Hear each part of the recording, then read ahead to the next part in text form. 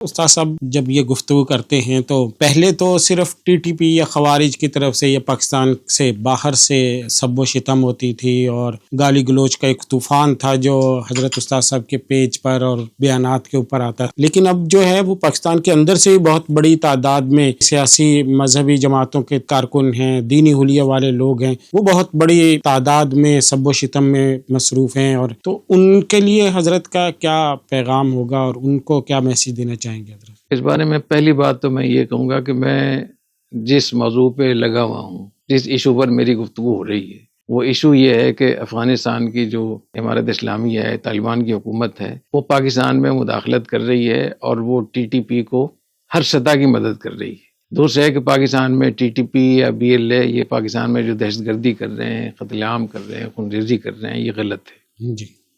تو اس میں کون سی ایسی بات ہے جو ان کے خلاف ہے؟ جی اس سے مجھے دو چیزوں کا شک ہوتا ہے۔ ایک یہ کہ ہمارے بہت سارے مذہبی طبقے کو یہ معلومات نہیں ہے، یا ان کو غلط معلومات دی جا رہی ہیں، یا ان کو ان صحیح معلومات کے اوپر پورا اطمینان نہیں ہے۔ جی تو اس حوالے سے تو وہ ہو سکتے ہیں، یعنی معذور ہو سکتے ہیں۔ لیکن یہ جو گالم گلوچ ہے، برا بھلا کہنا ہے، بہتان لگاتے ہیں، الزامات لگاتے ہیں، اس کی شریعت میں کوئی گنجائش نہیں ہے۔ تو میں یہی درخواست کروں گا ان سے کہ معلومات صحیح کر لیں اپنی، اور جو میری اس سے پہلے تفصیل بتائی ہے جس انداز سے، اس کے ہوتے ہوئے معلومات کر لیں۔ اگر معلومات آپ کی صحیح ہیں، صحیح ہو جائیں، تو میرے خیال میں مجھے یقین ہے کہ آپ لوگ مجھ سے متفق ہو جائیں گے۔ اچھا، یہ جو معلومات کی نہ ہونے کی میں نے بات کی ہے، اس میں یہ کہ یہ بالواسطہ پھر یہ سہولت کاری بھی بن جاتی ہے، کیونکہ اس کی وجہ سے جو فوج لڑ رہی ہو، اگر اس فوج کی آپ ٹانگیں کھینچ رہے ہیں، اس کے خلاف آپ الزامات لگا رہے ہیں، اس کو بے عزت کر رہے ہیں، تو کیا کہا جائے گا کہ آپ بالواسطہ دشمن کے ساتھ ملے ہوئے ہیں۔ تو جو لوگ میرے پیچھے لگے ہوئے ہیں، جو برا بھلا کہہ رہے ہیں، میں تو یہ کام کر رہا ہوں،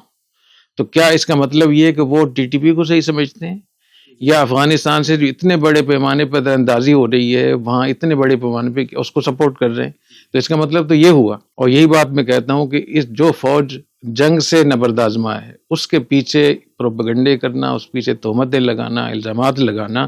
یہ اصل میں دشمنوں کو سپورٹ کرنا ہے۔ اور میرے نزدیک یہ خیانت کے زمرے میں آتا ہے کہ آپ اپنے ملک سے خیانت کر رہے ہیں، اپنے ملک سے غداری کر رہے ہیں، اور اگر یہ مذہب اور جہاد کے نام پر ہے تو اس سے بھی بڑا غضب اور ظلم ہے۔ تو اللہ تعالیٰ اس سے ہمیں بچائے۔